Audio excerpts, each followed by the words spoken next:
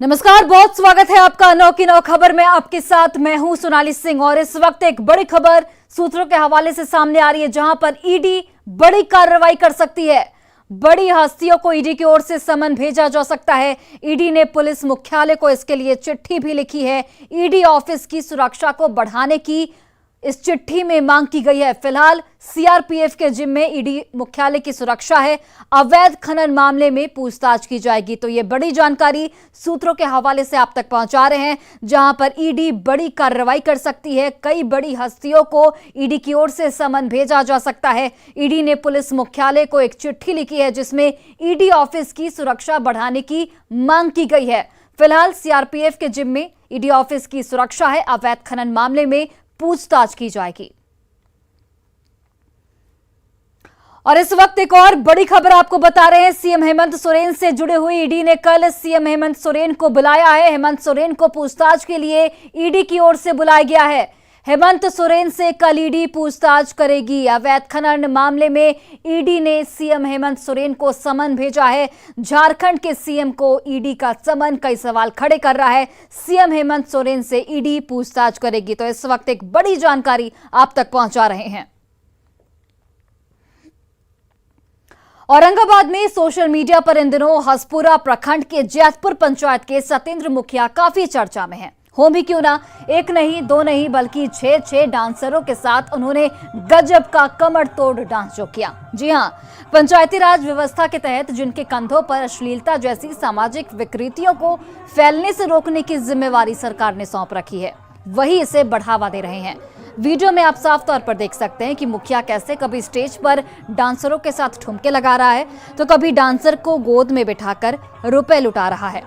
महुआड़ गांव में छठ पूजा समिति की ओर से आयोजित इस कार्यक्रम में मुखिया ने जबरदस्त परफॉर्मेंस दिया।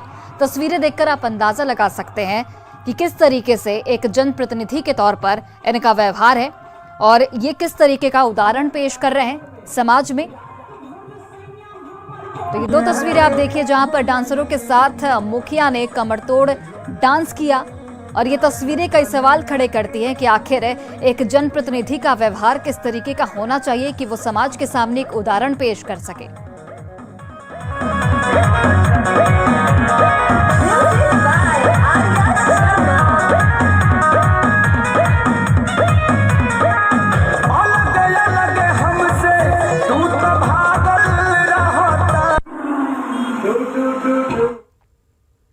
और खबर आपको नालंदा जिले से बता रहे हैं, जहां के सारे थाना क्षेत्र के कैला गांव में जहां नाच कार्यक्रम के दौरान हुई फायरिंग में 3 लोगों को गोली लगी है। घटना के बारे में बताया जाता है कि गांव में लक्ष्मी पूजा के मौके पर नाच प्रोग्राम का आयोजन किया गया था, जहां सभी लोग नाच देख रहे थे और इसी दौरान गोली मारी गई। फिलहाल 2 घायल को इलाज के लिए पावापुरी मेडिकल कॉलेज भेजा गया है। थाना अध्यक्ष नदीम अख्तर ने बताया कि नाच प्रोग्राम 2 पक्षों के बीच विवाद में हुआ। इसके बाद बदमाशों की पहचान इस वक्त की जा रही है। फिलहाल किस वजह से गोली चलाई गई उसकी पड़ताल भी जारी है।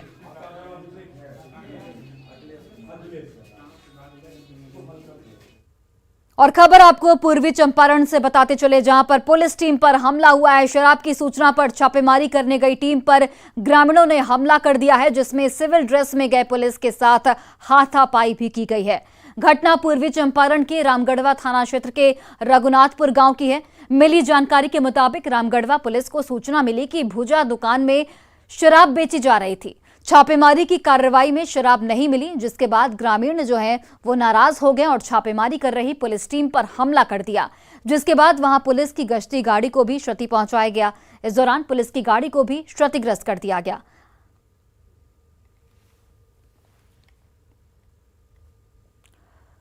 बड़ी खबर आपको मुजफ्फरपुर से बताते चले, जहां पर उत्पाद विभाग की टीम पर हमला किया गया है। शराब बरामद करने गई थी ये टीम। एएसआई समेत 6 जवान इस हमले में जख्मी बताए जा रहे हैं। कोठिया पकड़ी चौराहा की ये पूरी घटना, जहां पर उत्पाद विभाग की टीम पर हमला किया गया, जिसमें एएसआई समेत 6 जवान जख्मी हो गए हैं। 2 गाड़ियों में भी यहां पर तोड़फोड़ की गई है, जान बचाकर हालांकि पुलिसकर्मी भागे हैं, लेकिन इसमें एएसआई समेत 6 जवान जख्मी बताए जा रहे हैं, जिनका इलाज इस वक्त अस्पताल में जारी है। उत्पाद विभाग की छापेमारी टीम पर स्थानीय शराब माफिया एवं शरारती तत्वों द्वारा हमला किया गया, और जिसमें उत्पाद विभाग की एक गाड़ी पूरी तरह से क्षतिग्रस्त कर दी गई है और जो छापामार दल में लोग थे उनके ऊपर हमला किया गया है। घायल भी हैं? हाँ, घायल हुए हैं, चोट लगी है। अच्छा। हाँ। और सर किसी पर कार्रवाई वगैरह अभी सुराग लगाया जा रहा है और आगे छानबीन की जा रही है। और पटना सिटी में मूर्ति विसर्जन के दौरान असामाजिक तत्वों का उपद्रव। खाजकला थाना क्षेत्र के पश्चिम दरवाजा के समीप बीती रात 2 गुटों में मारपीट की गई। असामाजिक तत्वों ने एक जूता चप्पल की दुकान और कपड़ा की दुकान में जमकर तोड़फोड़ की है और इस दौरान आक्रोशितों ने 2 मोटरसाइकिल को भी क्षतिग्रस्त कर दिया है। पुलिस की टीम ने उपद्रवियों को खदेड़ा। आलमगंज थाना क्षेत्र के आलमगंज चौकी के समीप भी मूर्ति विसर्जन के दौरान 2 गुटों में झड़प की खबर सामने आई है, तो पुलिस ने हालात पर हालांकि काबू पा लिया है। मूर्ति विसर्जन के दौरान यहां पर मारपीट की गई तस्वीरें आप देखिए। खाजकला और आलमगंज में मारपीट की इस वारदात को अंजाम दिया गया, जहां पर मूर्ति विसर्जन के दौरान 2 पक्षों में आपस में भिड़ंत हो गई। हालांकि पुलिस ने लोगों को समझा बुझाकर मामले पर काबू पा लिया है।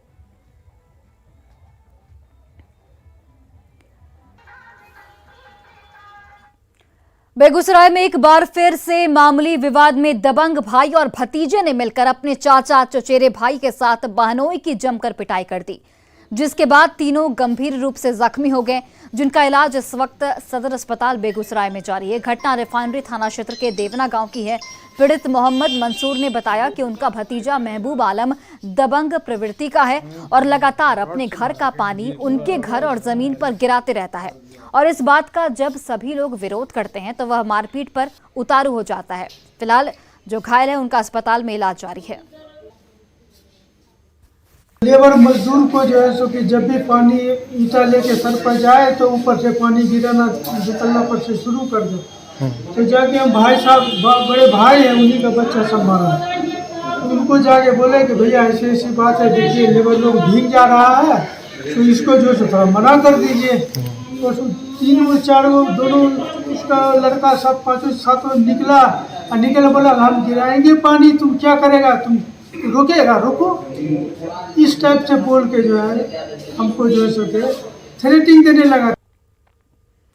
और मुजफ्फरपुर के मुशहरी प्रखंड स्थित बिंदा गांव में जमीनी विवाद को लेकर दबंगों की ओर से एक युवक के मलदवार में शराब की बोतल डालने का मामला सामने आया है, जिससे युवक की हालत बिगड़ गई है।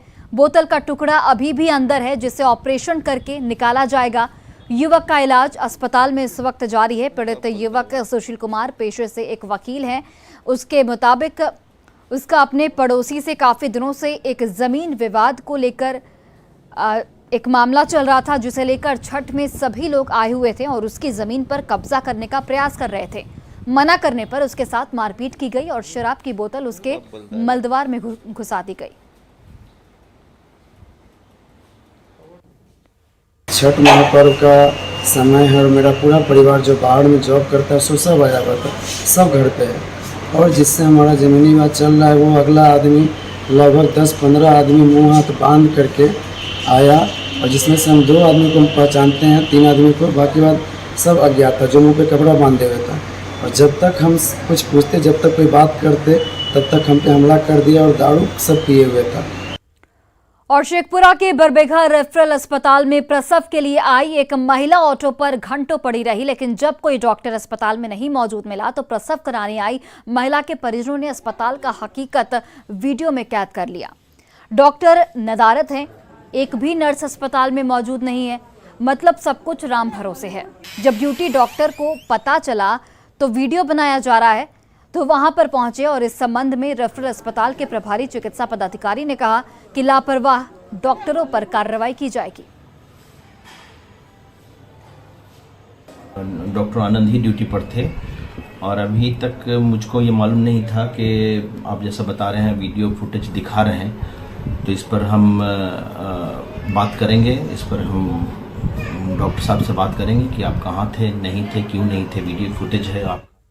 और बड़ी खबर आपको बिहार शरीफ से बताते चले, जहां पर रामचंद्रपुर बस स्टैंड में भीषण आग लगी है। 5 बसें जलकर इस आग में खाक हो गई। दमकल की टीम ने हालांकि आग पर काबू पा लिया है। पुलिस फिलहाल इस पूरे मामले की जांच में जुट गई है। पिछले साल भी बस स्टैंड में आग लगी थी। तस्वीरें देखिए आप, जहां पर रामचंद्रपुर बस स्टैंड में ये आग लगी और 5 बसें इस आग की चपेट में आ गई। हालांकि आग किन वजहों से लगी इसका खुलासा अभी तक नहीं हो पाया है।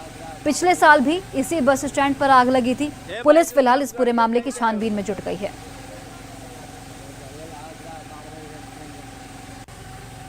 गाड़ी में आग लग गया जी के। 2 गो गोप है, अब जयमा अम्बे है, 3 गो गाड़ी, 5 में आग लग गया जी की। 2:30 बजे लगा आग है जी की। इसमें सोया हुआ था आदमी है जी की। जब आग देखा था जी की भागा, थोड़ा देर में ही एक तो बिंदवासिनी और 2 गो है जी की जयमा अम्बे, 2 गो गोप ट्रांसपोर्ट। और मधुबनी में करीब 13,000 नियोजित शिक्षकों को राज्य सरकार के वादे पर भरोसा नहीं रहा। शिक्षकों का साफ तौर पर कहना है कि समय पर वेतन भुगतान नहीं होने की वजह से उनके परिवार में दिवाली और छठ का त्योहार बहुत ही फीका रहा। दरअसल राज्य सरकार ने हर हाल में 20 अक्टूबर तक शिक्षकों का वेतन भुगतान कर देने का भरोसा दिया था, ताकि शिक्षकों को दिवाली और छठ पूजा में आर्थिक तंगी का सामना न करना पड़े। लेकिन छठ का त्योहार बीतने के बाद भी मधुबनी जिले के नियोजित शिक्षकों का वेतन भुगतान नहीं हो पाया है। शिक्षकों का कहना है कि त्योहारों का सीजन होने के बावजूद सितंबर से ही वेतन भुगतान नहीं हुआ है। सरकार के ऐलान से उम्मीद बंधी थी, लेकिन सरकार के दावे धरे के धरे रह गए। मधुबनी के मलमल उत्क्रमित हाई स्कूल में शिक्षकों से बातचीत की हमारे सहयोगी अमित रंजन ने। बहुत उम्मीद थी कि इस बार जो आएगा वेतन आ जाएगा समय पर, तो त्यौहार अच्छे से मनेगा, लेकिन बहुत मायूसी है। त्यौहार तो बीत चुका है, क्या कहेंगे? देखिए, बिहार सरकार घोषणा की थी कि मैं 20 अक्टूबर तक सभी नियोजित नियमित टीचर को वेतन का पैसा उनके खाते में भेज दूंगा, लेकिन आज तक छठ और दीपावली ये दोनों फीका रहा। शिक्षक उदास हो गए, अपने बच्चों को कपड़ा तक नहीं खरीद सके, सही से पर्व नहीं मना सके। एन केन प्रकरण में अपना पर्व मनाया है। वेतन की आस में शिक्षक अभी तक लगे रहे, छठ दिन तक लगे रहे कि कभी भी आ जाए तो पैसा निकाल के अपना काम करूं, लेकिन ऐसा नहीं हो पाया और शिक्षक में बहुत ही मायूसी है। सरकार को इस पर सोचना चाहिए। मतलब ये वहाँ राज्य से ही, मतलब जिला में कहीं अटका हुआ है मामला, या राज्य से ही आवंटित नहीं हो पाया? राज्य से ही बिहार सरकार के द्वारा आवंटन जिला को नहीं भेजी गई है, इसलिए शिक्षकों को वेतन नहीं मिल पाया है। सर, पर्व तो इसके जैसा कभी नहीं रहा, क्योंकि हमारी फैमिली जो है वो दिल्ली रहती है। इससे पहले प्राइवेट स्कूल में थे, तो पत्नी बोलती है कि इससे बेहतर तो आप प्राइवेट में ही थे। हम तो सरकारी, वहाँ के लोग समझ रहे हैं कि ये तो सरकारी स्कूल के टीचर हैं, हम पैसा किसी से मांग भी नहीं सकते हैं। एक ये स्टेटस की सवाल आ जाती है। और पहली बार हुई कि ना अपने लिए तो बाल बच्चे के लिए भी कपड़ा नहीं खरीद पाए।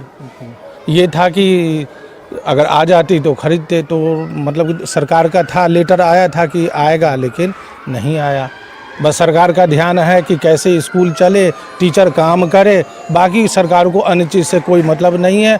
टीचर को जितना टॉर्चर कर सकते हैं कीजिए, टीचर तो काम करेंगे। आस बंधाए थे जो वेतन आएगा 20 अक्टूबर तक, सरकार बोली थी जो दे देंगे, सभी टीचर का पेमेंट हो जाएगा। लेकिन वेतन के आस में इस बार त्यौहार जो है सो फीका रहा। बच्चों लोग को कपड़ा सब नहीं खरीद पाए, सभी हम बच्चे सब मायूस हो गए। किसी प्राइवेट स्कूल में पहले थे तो समय पर ये वेतन मिलता था, लेकिन सरकारी में होने के बाद भी उनका ये वेतन वाला जो ये मामला है वो हमेशा पहले की तरह ही रहा। इस बार भी इनका बगैर वेतन के ही तंगी हाल ही में ही इनका त्यौहार बीता। अमित रंजन, न्यूज़ 18 मधुबनी। और गुजरात के मोरबी में ब्रिज हादसे में 134 लोगों की मौत के बाद सस्पेंशन ब्रिज को लेकर कई गंभीर सवाल उठ रहे हैं। नालंदा के राजगीर में भी स्वर्णगिरी और उदयगिरी पर्वत के बीच नेचर सफारी में लगी सस्पेंशन ब्रिज की क्या स्थिति है, ये ब्रिज किस तरह काम कर रहा है, इसका जायजा लिया न्यूज़ 18 से हमारे सहयोगी अभिषेक कुमार ने।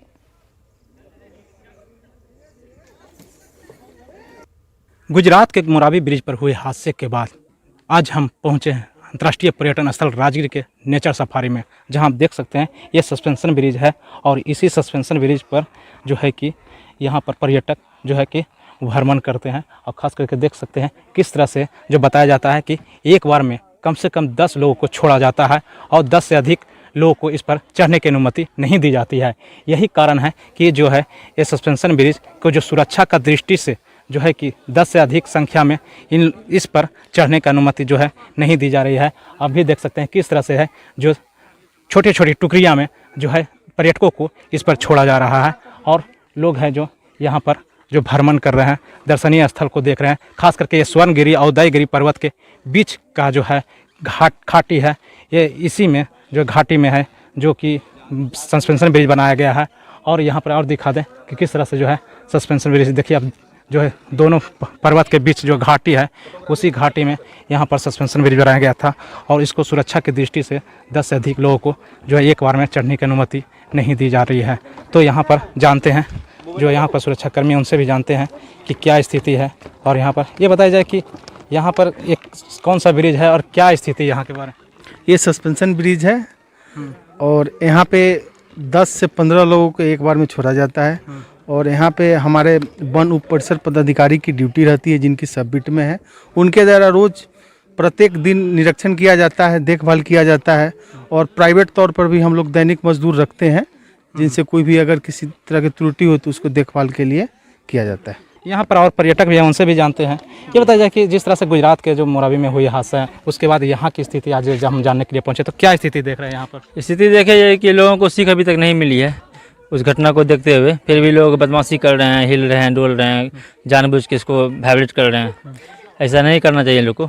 तो देख सकते हैं कि जिस तरह से जो है यहाँ पर्यटकों का कहना है कि यहाँ पर जो कुछ लोग हैं पर्यटक जो बदमाशी करते हैं, लेकिन उससे भी निपटने के लिए जो है सुरक्षाकर्मी यहाँ तैनात हैं। उन लोग का साफ कहना है कि 10 से जो है 15 के आसपास में जो है यहाँ पर जो है इस पर एक बार में चढ़ सकते हैं, हालांकि उससे ज़्यादा की अनुमति नहीं मिलेगी।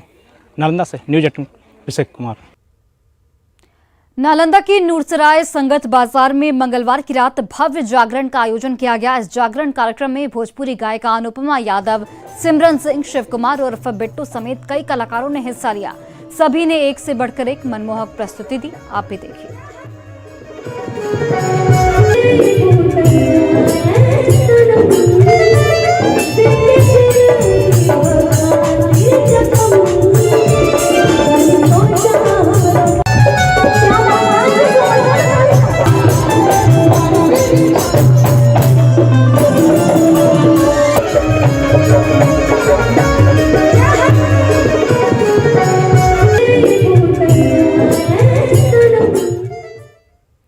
और झारखंड के मशहूर जादूगर एके सरकार ने गिरिडीह के मिर्जागंज में अपनी जादूगरी और कला से लोगों का खूब मनोरंजन किया।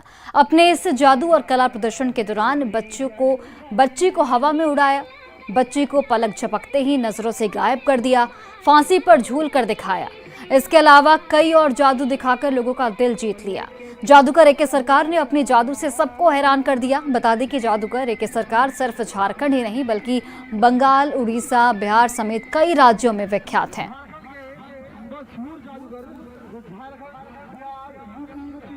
ये हम दिखा रहे हैं 2012 से। जादू दिखा रहे हैं जी। जादू में क्या क्या दिखाते हैं? जादू में हम लड़की को हवा में उड़ाते हैं, लड़की को आंखों की पलक झपकते हुए गायब कर देते हैं।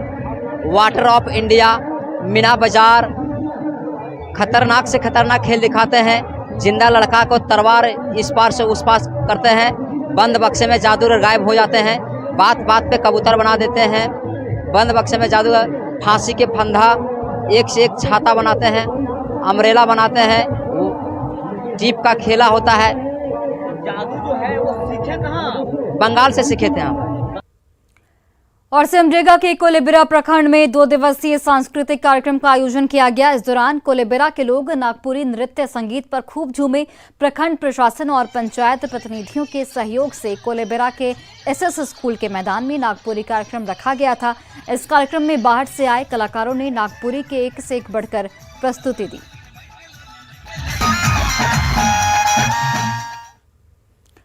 और भागलपुर के खरीक प्रखंड अंतर्गत उस्मानपुर में 3 दिवसीय कुश्ती प्रतियोगिता का आयोजन किया जा रहा है, जहां उत्तर प्रदेश, हरियाणा, राजस्थान सहित देश के कई राज्यों से आए पहलवानों ने हिस्सा लिया है।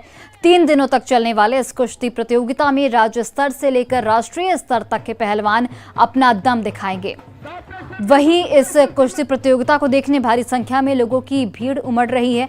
बताते चलें आपको कि भागलपुर के खरीक में हर साल छठ पूजा के बाद कुश्ती प्रतियोगिता का आयोजन किया जाता है, जहां क्षेत्रीय स्तर से लेकर राज्य स्तर और राष्ट्रीय स्तर तक के पहलवान हिस्सा लेते हैं।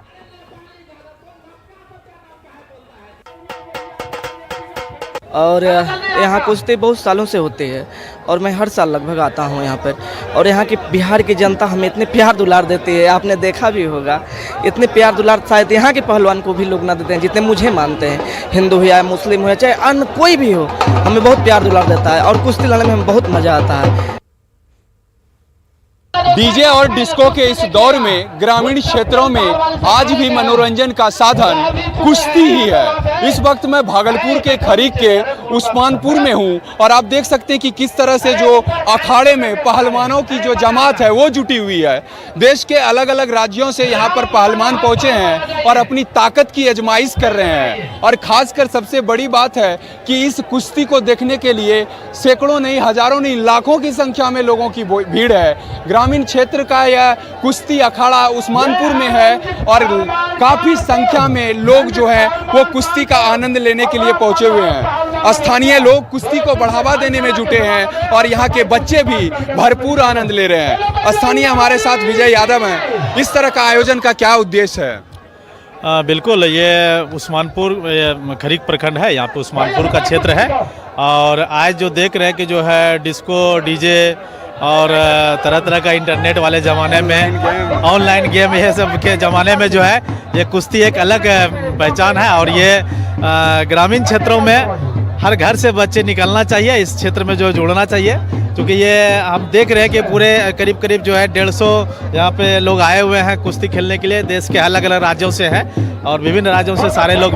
आए हुए हैं और अच्छा प्रदर्शन भी कर रहे हैं। इस तरह का आयोजन से सकारात्मक परिणाम सामने आते हैं, बच्चे खेल में आगे बढ़ते हैं। जी बिल्कुल, इस तरह का आयोजन से जो है सकारात्मक परिणाम आते हैं, बच्चे भी खेल में आते हैं, लोगों का उत्साह लगता है कि जो घर से जो है घर से बच्चे निकल के इंटरनेट छोड़ के जो है इस कुश्ती में आवे, उससे स्वास्थ्य भी अच्छा रहता है और ये अच्छा खेल है, भविष्य भी अच्छा है इसमें, बच्चे का जो खेल है वो बेहतरीन है। बिल्कुल, कुश्ती देखिए किस तरह से पहलवान जो है वो अपनी ताकत की आजमाइश कर रही है और जैसे जैसे पहलवान एक दूसरे को पटकनी देता है वैसे वैसे लोगों का उत्साह और उमंग तालियों के साथ उनका स्वागत करता है। ये सीधी तस्वीर आप देखिए भागलपुर के खरीक के उस्मानपुर से अखाड़े की यह तस्वीर और दो राज्यों के पहलवान एक दूसरे को पटखनी देने की कोशिश कर रहे हैं। इस तरह के आयोजन से लगातार सकारात्मक परिणाम सामने आते हैं और भागलपुर में इस तरह का आयोजन ग्रामीण क्षेत्रों में हर साल किया जाता है, जहां की लाखों हजारों की संख्या में लोगों की भीड़ जुटती है और साथ ही अलग अलग देश के अलग अलग राज्यों से पहलवान यहाँ आकर अपनी ताकत की आजमाइश करते हैं। विकास कुमार सिंह, न्यूज 18 भागलपुर। और फिलहाल इस बुलेटिन में बस इतना ही। आप देखते रहिए न्यूज 18 बिहार झारखंड। बिहार और झारखंड में न्यूज 18 का बजा डंका, प्रदेश की जनता ने दिखाया न्यूज 18 बिहार झारखंड पर भरोसा। न्यूज 18 बिहार झारखंड बना प्रदेश का नंबर 1 चैनल। आपके प्यार और भरोसे के लिए शुक्रिया। प्रदेश का नंबर 1 न्यूज चैनल